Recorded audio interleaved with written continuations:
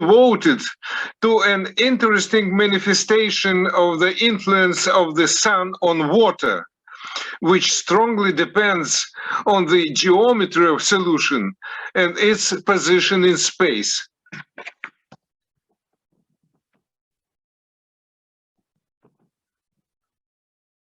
The solar energy exerts a strong influence on the Earth. It is sufficient to say that even the earthquakes on the Earth are modulated by the sun. This slide displays the influence of the solar wind, which is a stream of particles, mainly electrons and protons. In contrast to electromagnetic oscillations, the solar wind is absorbed by the atmosphere and doesn't reach the surface of the Earth. Nevertheless, the solar wind exerts a very strong indirect influence on the Earth.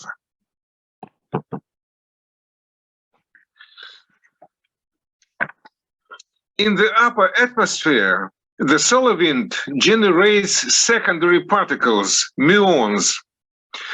We have found that self-organization of water molecules and the stability of water clusters strongly depend on the intensity of muon flow, which constantly changes depending on the variations of solar activity and distribution of solar energy due to the rotation of the Earth around its axis and around the Sun.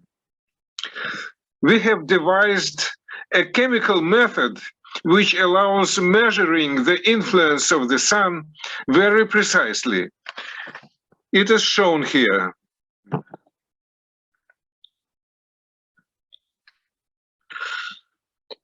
On mixing water with acetonitrile, we do not receive a solution of single water molecules in acetonitrile.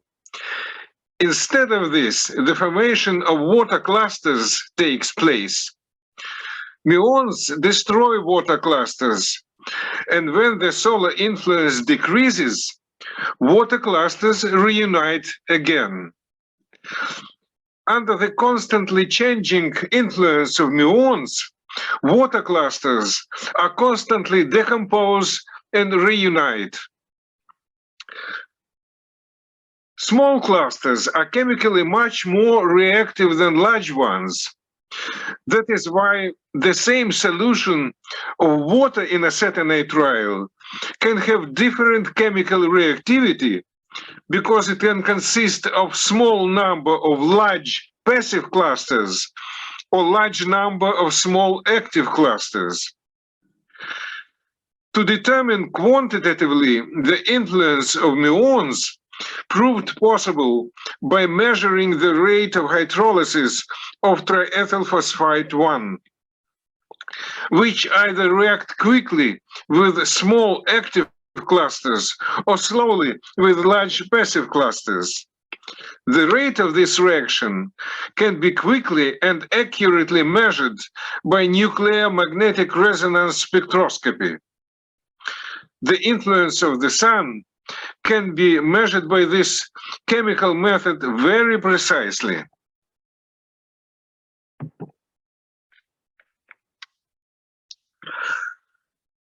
Regular measurements of the rate of hydrolysis of triethyl phosphate were started in 2015.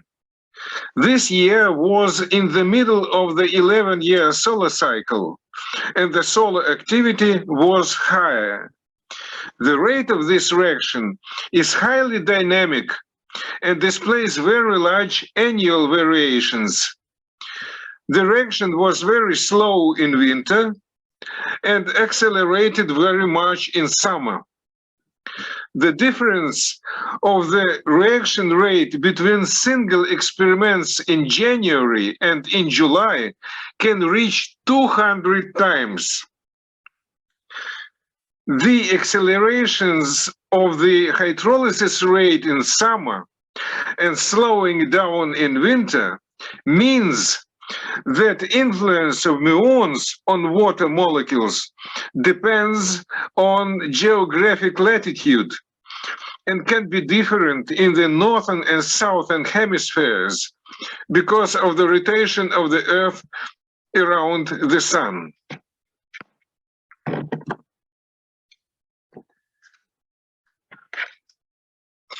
One more important conclusion is that this reaction displays distinct diurnal variations because of the rotation of the Earth around its axis.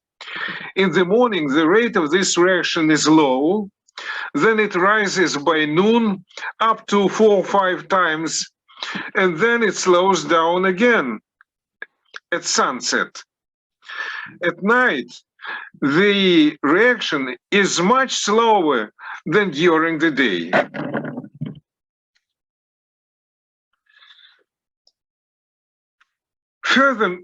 Further measurements showed that the rate of this reaction is highly dynamic and varies over hours, days, months, years, and the 11-year solar cycle within a very wide limits. In different years of the solar cycle, the difference in the reaction rate can reach 200 times, which you can see on this slide. In 2016, a very large annual acceleration of this reaction took place again. The reaction was very fast already in April and May. In December, the rate became low again. In 2017, a noticeable lowering of activity was observed. The difference between winter and summer rates became less pronounced.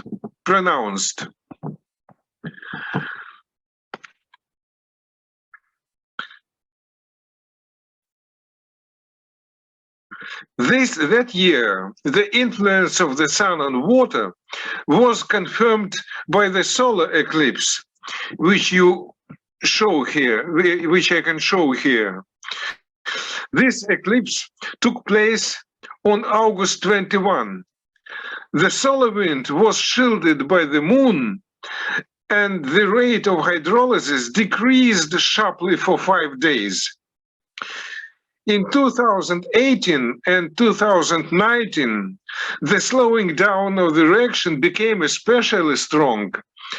And by the end of the year, the reaction rate decelerated unprecedentedly.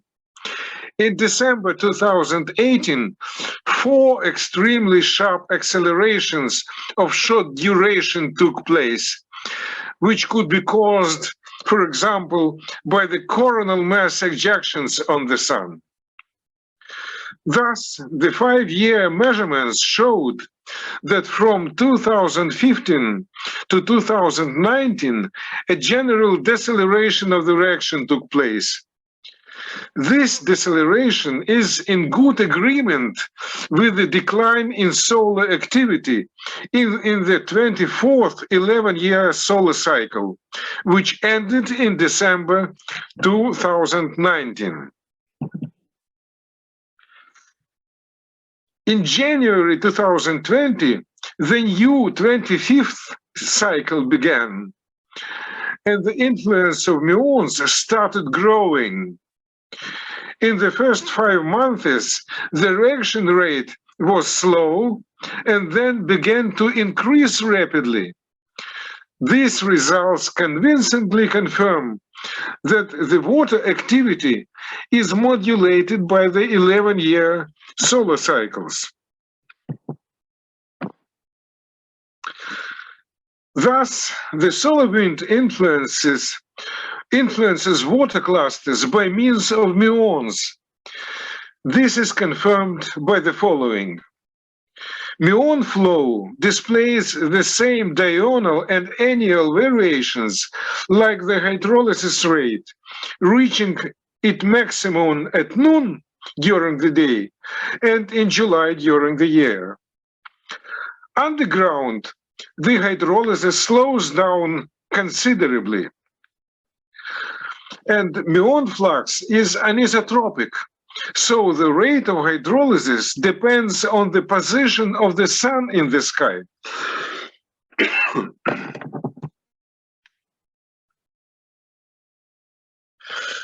Our measurements, almost daily experiments, yielded another very interesting and unusual result.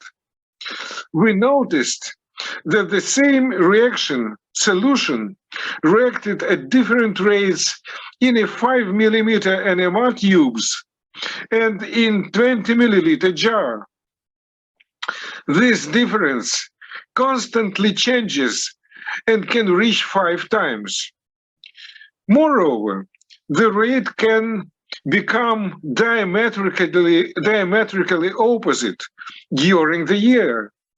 Sometimes the rate is higher in the tube and sometimes in the jar.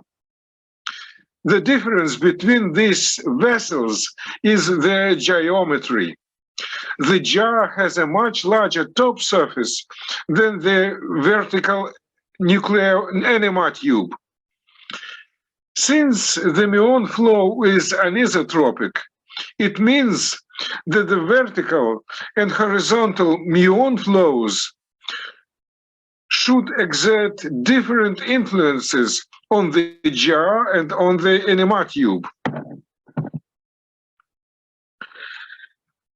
Another feature of solutions in 5 millimeter NMR tubes is that they can be located in space in different directions. Taking this into account, it was logical to assume that the influence of muons on water clusters should depend not only on the geometry of a solution, but also on its position in space. And the reaction should have different rates in 5 millimeter NMR tubes directed vertically and horizontally, since the upper surface in a horizontal tube is much larger than in a vertical one. Indeed, this assumption is easily confirmed experimentally.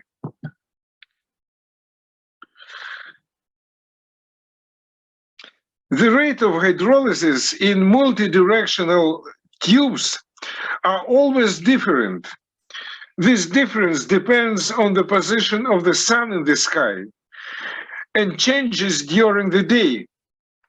Here are the results obtained in Kiev in July 2020.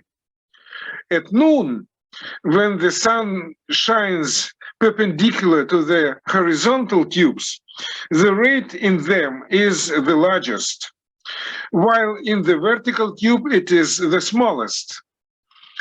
And this difference can reach 6 times. And at sunset, the sun shines along the east-west line, perpendicular to the vertical tube, and the rate ratio becomes opposite. The highest rate at sunset is in a vertical tube, and the smallest rate is in the east-west tube. This research was carried out in 50 degrees north latitude.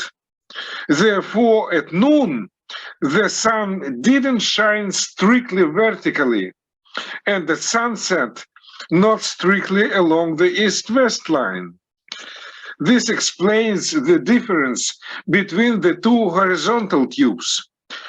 At noon, the reaction rate is a little higher in the east-west tube, and at sunset, a little higher in the north-south tube. These results were obtained in July 2020, when the solar influence was higher. Longer studies have shown that the difference in hydrolysis rate between 3 diametrically directed tubes is constantly changing, not only with the rotation of the Earth around its axis, but also because of the rotation of the Earth around the Sun. The nature of these changes is not chaotic and is reproduced in different years.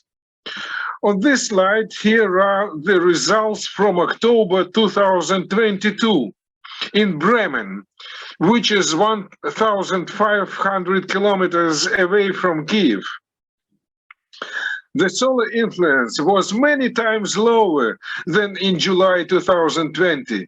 For this reason, the reaction rate in October 2022 decreased by 58 times. However, despite such a large difference, the rate ratios between the multidirectional NMR tubes changed during the day in these experiments identically. The highest reaction rate at noon was in the east-west tube and before sunset in the vertical tube. This means that diurnal variations in the direction of the muon flows depend on the position of the sun in the sky and do not depend on fluctuations in the solar influence. The solar wind influences the water on the Earth through muons, and this influence depends on the geometry of solution and its position in space. The influence of muons on water has other important manifestations. For example, it sheds light on the water memory phenomenon.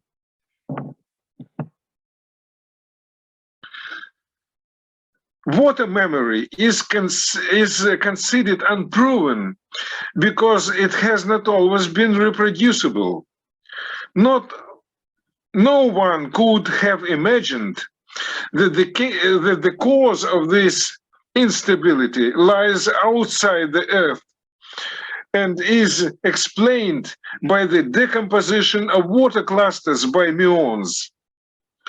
The water memory may exist, but it can only sustainably manifest itself during periods of low solar influence when water clusters are stable. We experimentally confirm this by the fact that water can copy and reproduce the size of its clusters and other molecules. For example, in the presence of 0.2% sugar, water forms larger clusters, and the hydrolysis of triethyl phosphate in acetonitrile slows down by 3-4 times. Now conclusions. The ability of water to self-organize depends on the position of the sun in the sky, the geometry of solution, and its position in space. The influence of the sun on water depends on geographic latitude. Measurements of the rate of hydrolysis in different places can provide very important information about the influence of space weather on the Earth. So now I thank you for your attention.